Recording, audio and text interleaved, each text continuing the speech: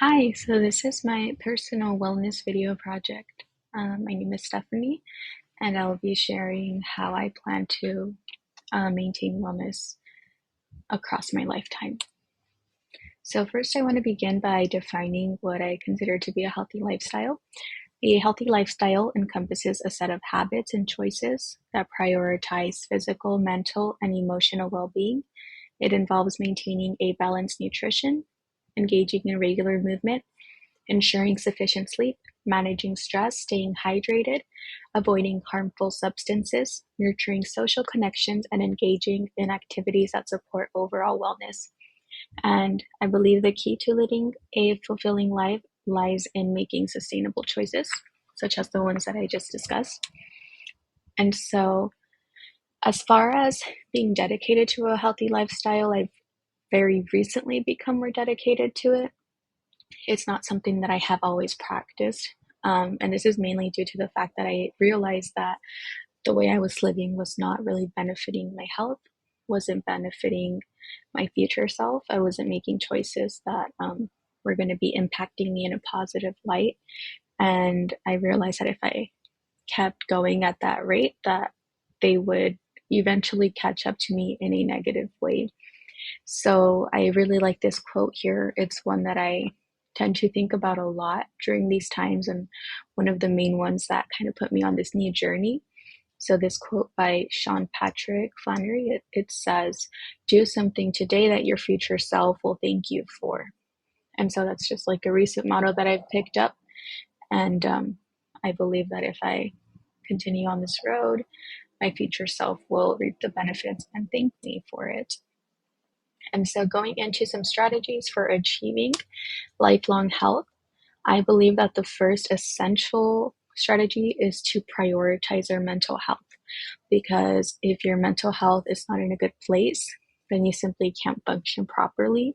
And so, that's going to lead to a lot of other issues. However, if you prioritize your mental health and you're in a good and stable place, then that's going to begin to reflect on the outside. And so, some ways that you can kind of practice this is by, of course, putting yourself first, practicing gratitude and positivity so that you're not just kind of focused on negativity all the time. That's going to help a lot. Limiting screen time, mindfulness, and meditation. For me personally, that comes through my faith. Like serving others, volunteering, practicing forgiveness. Those are just things that help me achieve inner peace, especially during stressful situations. But yeah, practicing kindness has shown to help reduce stress as well. And then I also listed healthy sleep patterns because I think that's very important to your mental health. You can't focus if you're running on low sleep. And then my third point is practicing self-compassion, just because sometimes we may have a plan, but it's not going to happen overnight. And it takes time, it takes practice, and sometimes there's going to be some failures, but it's important to be gentle with yourself during those times and just show yourself grace. Moving on to some more strategies. So diet, physical activity, and hobbies. So I plan to prioritize my physical health as well by focusing on my diet. So, like cooking more. That's recently a hobby that I picked up, and it's helped me eliminate eating out, which is something that I literally used to do like every day because I was always on the go. So, I just found it easy to like go through a drive through. But once I started practicing this more and incorporating like cooking and meal prepping, not only did it help my days go smoother, but it's helped me eliminate that like just kind of eating whatever is available at the moment. I also intend to be more intentional with my time by seeking opportunities throughout my day where I can be more physically active. For example, if I have the opportunity to take the stairs rather than the elevator, or maybe park a little further in the parking lot from my destination so that I can have that walking distance, or choosing to get off at the Starbucks for my coffee rather than going through the drive-through, though the drive-through is more convenient. it won't hurt to just get like a little bit extra exercise for that day. Um, like sometimes we don't have time to like plan out that exercise, but if I could just incorporate it into my day, then I think that can go a long way. Also, planning occasional walks, whether it's like to a shopping mall and just kind of walk the stores, or the park, or a place of interest like a museum, even if it's just like once a week.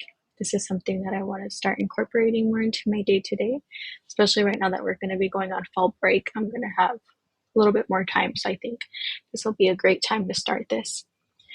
And then just hobbies, finding hobbies that I like.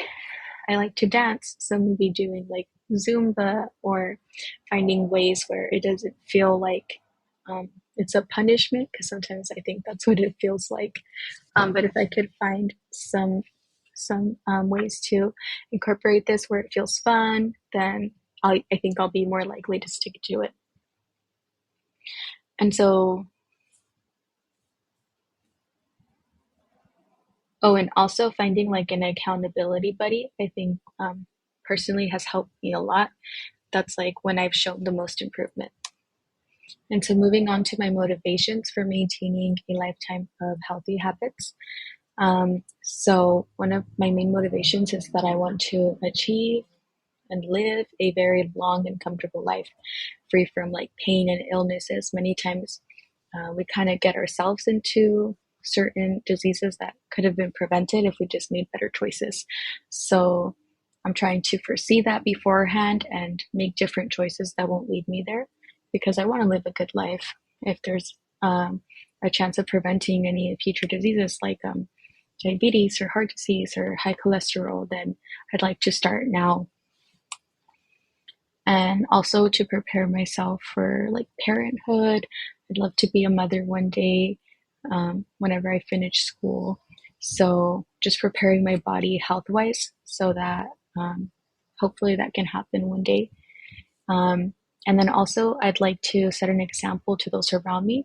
Growing up, I didn't really see that practice in my home. Um, Health just wasn't really anything that was like of value, unfortunately. Like that was never taught to me. So I'd like to do something differently and begin to set that example for those around me. And also happiness and fulfillment, because overall health and wellness contribute significantly to the way that you're going to be feeling. So I think it can have like a huge impact on your like self-esteem and feeling good about yourself, which can affect your mental health and just your overall confidence level and your happiness. And so moving on to some barriers that I can foresee being a challenge. So for one, familiarity.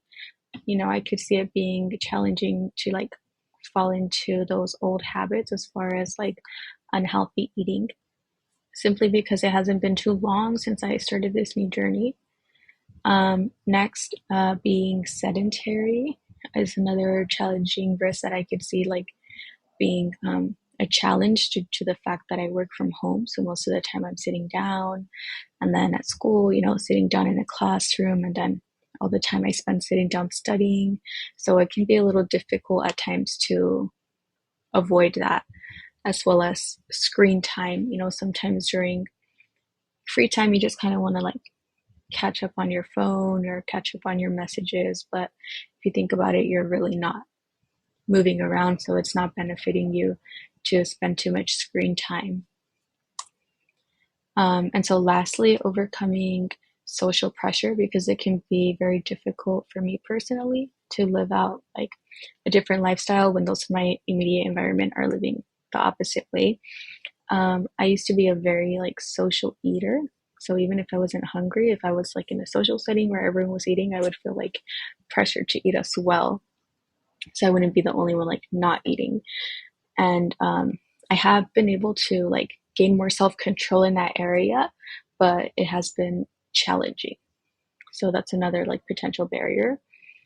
Um,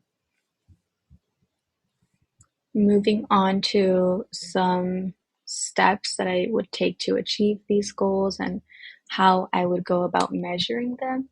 So first I would want to begin by like checking in just like on my overall health with a doctor, with the physician, by going to like a check-in maybe once a year, just because sometimes they can see stuff that we can't. So they could tell you if you have like a vitamin deficiency or if you're running risk for something like pre-diabetes. So I think that's important. That's a great way to measure how I'm doing health wise.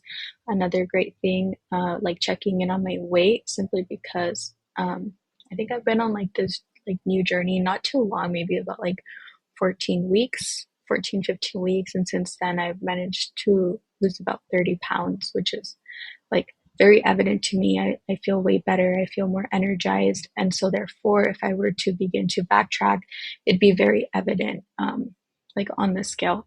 So, that'd be a great way to kind of keep myself accountable. And as I mentioned, like cooking, trying to practice healthy eating, try and incorporate like movement in my day if I can take the stairs rather than the elevator.